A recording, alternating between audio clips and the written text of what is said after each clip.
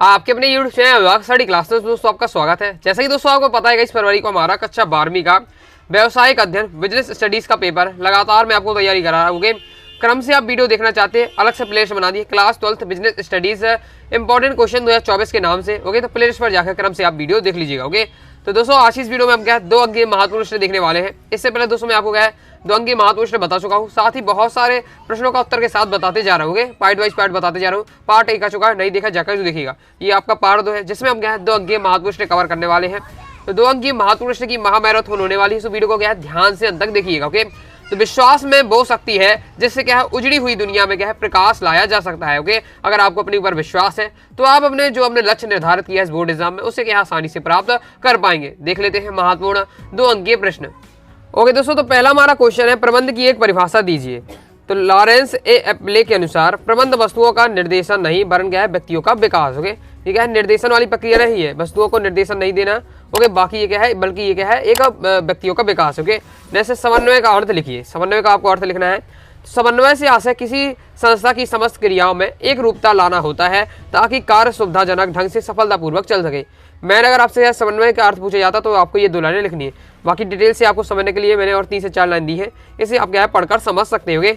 Next है नव प्रवर्तन से क्या आशय है। नव प्रवर्तन से क्या आशय है? नव प्रवर्तन क्या होता है? निरंतर शोध एवं जांच पड़ताल के माध्यम से नए नए व्यावसायिक अवसरों की खोज करना एवं उद्योग एवं व्यवसाय के विकास की संभावनाओं को बल देना नव प्रवर्तन कहलाता है। ओके, नेक्स्ट क्वेश्चन है प्रबंध के संगठनात्मक उद्देश्य क्या है। ओके, तो 2 आपको उद्देश्य बताने 2 नंबर के लिए।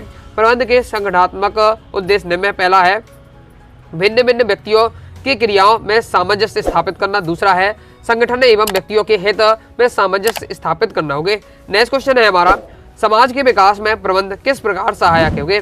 तो प्रबंध एक है सामाजिक प्रक्रिया है जो समाज के हर स्तर पर क्या है विकास को गति प्रदान करता है एवं क्या है अपने सामाजिक उत्तरदायित्व का के निर्वहन में क्या है समाज का विकास करता है। ओके, आगे देख लेते हैं। पेशे की 2 विशेषताएं आपको लिखनी है। पेशे की विशेषता में पहली विशेषता है पेशे के लिए विशेष संचित ज्ञान की आवश्यकता होती है। ओके, दूसरा क्या है पॉइंट हमारा? दूसरा हमारा पेशे को क्या है अपनाने वाले व्यक्ति में उस ज्ञान की क्या है जानक होना चाहिए। ओके, ज्ञान मतलब एक प्रकार से होना चाहिए आपका बताया जा रहा है। आगे देख लेते हैं। नेक्स्ट जो हमारा क्वेश्चन है प्रबंध में कुशलता से क्या अभिप्राय है। ओके, तो प्रबंध में कुशलता से अभिप्राय उपक्रम में संलग्न कर्मचारियों व श्रमिकों में कार्य क्षमता से है जिसमें वैज्ञानिक प्रबंध के माध्यम से क्या है वृद्धि की जाती है। मतलब प्रबंध से की कुशलता से तात्पर्य क्या है कि प्रबंध के माध्यम से क्या है जो कर्मचारी या श्रमिक है उनकी कार्य क्षमता में एक प्रकार से क्या है वृद्धि की जाती है। नेक्स्ट है प्रबंध के 2 महत्व को बताने। ओके, प्रबंध का पहला महत्व है प्रबंध से उत्पादन के साधनों का श्रेष्ठतम उपयोग होता है। दूसरा है प्रबंध बड़े आकार के उपक्रमों का संचालन सुगम बनाता है। सुगम मतलब आसान कर देता है। ओके, बड़े बड़े कार्यक्रमों को क्या है ओके उसका संचालन बड़े बड़े कार्यक्रमों का संचालन करना सुगम हो जाता है किसके माध्यम से? प्रबंध के माध्यम से। ओके, ये बताया जा रहा है। नेक्स्ट हमारा क्वेश्चन प्रबंध के कोई 2 उद्देश्य लिखिए। प्रबंध के आपको उद्देश्य बताना है। पहला क्या उद्देश्य है? संसाधनों का प्रभावी रूप से उपयोग। ये आपकी पहली हेडिंग हो जाती है। ओके, ये पहली हेडिंग है संसाधनों का प्रभावी रूप से उपयोग। प्रबंध का उद्देश्य उपलब्ध भौतिक तथा वित्तीय संसाधनों का प्रभावी रूप से उपयोग करना है ताकि न्यूनतम लागत पर श्रेष्ठतम वस्तुओं का उत्पादन कर वस्तु समाज को क्या है उपलब्ध कराई जा सके।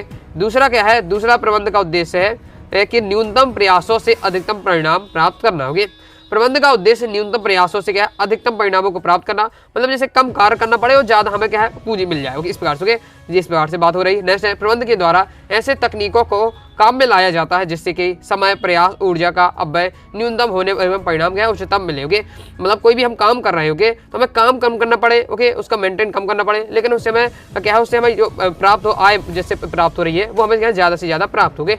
नेक्स्ट क्वेश्चन हमारा व्यावसायिक पर्यावरण को परिभाषित कीजिए। व्यावसायिक पर्यावरण क्या होता है?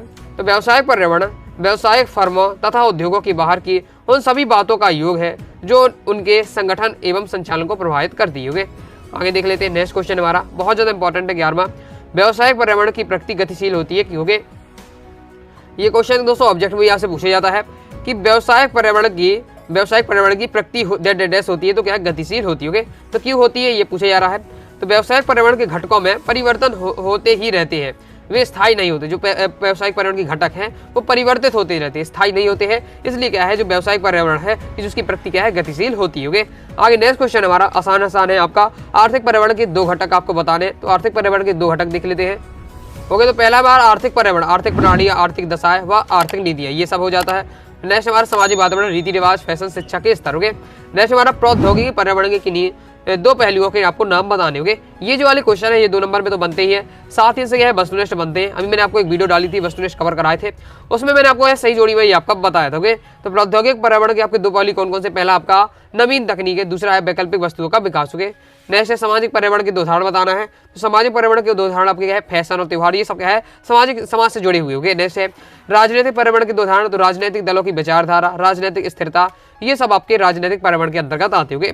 नेक्स्ट देख लेते हैं, ये अधिकतम क्या आपसे वस्तुनिष्ठ पूछे जाते हैं या जोड़ियों में आते हैं, अच्छे से आपको समझ लेना है। आसान भी आपका होगे, मतलब जो क्या है राजनीति से संबंधित हो वो राजनीतिक पर्यावरण, जो समाज से संबंधित हो सामाजिक पर्यावरण, इस प्रकार से प्रौद्योगिक या कंप्यूटर संबंधित हो वो आपका प्रौद्योगिक पर्यावरण में चला जाता है। नेक्स्ट हमारा नेक्स्ट क्वेश्चन है व्यावसायिक पर्यावरण की कोई 2 आपको विशेषताएं बतानी होगी। व्यावसायिक पर्यावरण की कौन कौन सी विशेषताएं हैं, तो पहली विशेषता है कि व्यावसायिक पर्यावरण व्यवसाय के बाहर उपलब्ध अनेक शक्तियों का योग है। ओके, दूसरा क्या है व्यावसायिक पर्यावरण के घटकों में परिवर्तन होता रहता है, अतः क्या है व्यावसायिक पर्यावरण गतिशील। ये तो अभी हम देखी गया है कि व्यावसायिक पर्यावरण के जो घटक है उनमें परिवर्तन होता है, यही कारण कि व्यावसायिक पर्यावरण की जो है वो गतिशील होता है। ये विशेषता में लिख सकते हैं। दूसरी विशेषता आपको बता देनी है कि व्यावसायिक पर्यावरण क्या है, व्यवसाय के बाहर उपलब्ध अनेक शक्तियों का योग होता है। ओके, मतलब पहले में परिभाषा बता दी, दूसरी में गतिशील ये बता दिया। ओके, नेक्स्ट है व्यावसायिक पर्यावरण की आपको क्या है विशेषताएं लिखनी है। ओके, अब ये इसमें हमसे क्या पूछा जा रहा है, व्यावसायिक पर्यावरण की विशेषता पूछी जा रही थी, इसमें हमसे क्या है व्यावसायिक वातावरण की विशेषता पूछी है। तो व्यावसायिक वातावरण की विशेषता कौन कौन सी है, पहली विशेषता की बाहरी शक्तियों का समग्रता। व्यावसायिक पर्यावरण व्यावसायिक वातावरण व्यवसाय के बाहर उपलब्ध अनेक शक्तियों का योग है। इन बाहरी शक्तियों पर व्यवसाय का कोई नियंत्रण नहीं होता है, इन शक्तियों की प्रक्रिया सामूहिक होती है। लगभग क्या है व्यावसायिक पर्यावरण व्यावसायिक वातावरण एक ही बात है। ओके, जैसे आपका व्यावसायिक वातावरण जटिल होता है, व्यावसायिक वातावरण अनेक घटकों का सम्मिलित रूप होता है, ये सभी घटक आपस में एक दूसरे से क्या है संबंधित होते हैं। नेक्स्ट हमारा क्वेश्चन है नियोजन की 2 सीमाएं को समझाइए। ओके, तो नियोजन की आपको 2 सीमाएं बतानी है। पहला है नियोजन एक क्या है खर्चीले प्रक्रिया पद्धति है, नियोजन से क्या है प्रशासन में लोचहीनता उत्पन्न हो जाती है।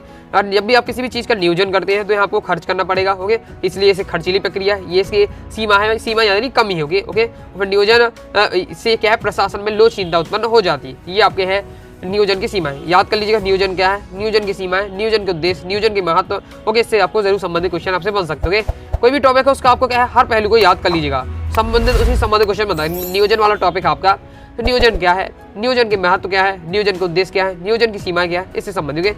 नेक्स्ट प्रक्रिया वाला, तो प्रक्रिया क्या है, प्रक्रिया की महत्व क्या है। ऐसे प्रबंधन है, प्रबंधन क्या है, प्रबंधन का महत्व, प्रबंधन की 2 सीमाएं। ओके, प्रबंधन के 2 उद्देश्य। इस प्रकार से आप हर टॉपिक के बारे में आप तैयार कर लेते हैं। आप अपने आप से क्वेश्चन बना के उन्हें तैयार कर लीजिए, आप उससे संबंधित नहीं जाएगा। ओके, नेक्स्ट हमारा नियोजन का उद्देश्य आपसे पूछा जा रहा है। तो नियोजन का उद्देश्य क्या है, भावी कार्यों को में क्या है निश्चित लाना। ओके, दूसरा है उपलब्ध साधनों को क्या है समुचित प्रयोग। ओके, मतलब क्या है उपलब्ध साधनों का समुचित प्रयोग, मतलब जितने भी साधन उपलब्ध हैं उन्हीं से अपना काम चला लेना। ओके, उन्हीं से अपना काम चलाना है, किसके माध्यम से हो जाता है, नियोजन के माध्यम से हो पाता है। ओके, नेक्स्ट है प्रक्रिया का अर्थ लिखिए। प्रक्रिया का अर्थ क्या है, संबंधित कार्य का क्रम जो समय क्रम बनाता है और किए जाने वाले कार्यों को पूरा करने के साधन का निश्चय करता है, प्रक्रिया कहलाता है। प्रक्रिया किसी कार्य को सर्वश्रेष्ठ ढंग से करने का निश्चित आधार प्रदान करती है। ओके, फिर नेक्स्ट हमसे पूछा जा रहा है नियोजन से क्या है। तो नियोजन से यहाँ से क्या है, क्या करना है, इसे कैसे करना है, इसे कब करना है, इसे किसके द्वारा किया जाना है का पूर्व निर्धारण ही नियोजन कहलाता है। ओके, कोई भी कार्यक्रम हो रहा है तो उसमें ऐसे क्यों करना है, किसके लिए करना है, कैसे करना है, कब करना है, ये सबका इन सब की बातों को क्या है आंसर निकालना। ओके, एक बार से नियोजन करना होता है। ओके, आई होप आप समझ चुके होंगे। आगे देख लेते हैं। नेक्स्ट है विधि से क्या आशय है। विधि से क्या आशय है, तो विधि से आशय है विधि उद्देश्यों उपलब्ध सुविधाओं और समय धन एवं प्रयासों के कुल व्यय पर पर्याप्त ध्यान देते हुए किसी कार्य के निष्पादन के ढंग का निर्धारण करने का परिणाम है। निर्धारित लक्ष्यों की प्राप्ति का आधार क्या है, विधियां ही होती है। ओके, ये हो जाता है दोस्तों आपके विधि के बारे में। नियोजन मतलब यहाँ आपका प्लानिंग वाला होता है। देखिए कभी हम कोई भी कार्यक्रम करते हैं तो हम क्या है उसको पहले से प्लानिंग कर लेते हैं। ओके, तो नियोजन को इंग्लिश में क्या कहते हैं, प्लानिंग कहते हैं। प्लानिंग से आप जानते शब्द जानते होंगे, लेकिन नियोजन हम यूज नहीं करते शब्दों के, सीधे हम बात करते हैं प्लानिंग, इस हमें टूर की प्लानिंग करना है, इस कार्यक्रम की प्लानिंग करना, तो वही है प्लानिंग को ही हम क्या नियोजन कहते हैं। तो इस प्रकार से दोस्तों इसमें 20 क्वेश्चन बताए, इससे पार्ट 1 भी आ चुका है, वो भी आप देख लीजिएगा। ओके, आगे और भी महत्वपूर्ण प्रश्न हम उसे भी लेकर चलेंगे। ओके, तो आई होप आपको वीडियो पसंद आई होगी। वीडियो पसंद आए दोस्तों वीडियो को लाइक करके चैनल सब्सक्राइब जरूर करिएगा। कोई दोस्तों डाउट आता है कमेंट बॉक्स में आप जरूर पूछ लीजिएगा। टेलीग्राम चैनल को ज्वाइन कर लीजिएगा, साथ ही दोस्तों इंस्टाग्राम फॉलो कर लीजिएगा। मिलते हैं नेक्स्ट वीडियो में, तब तक के लिए बाय बाय।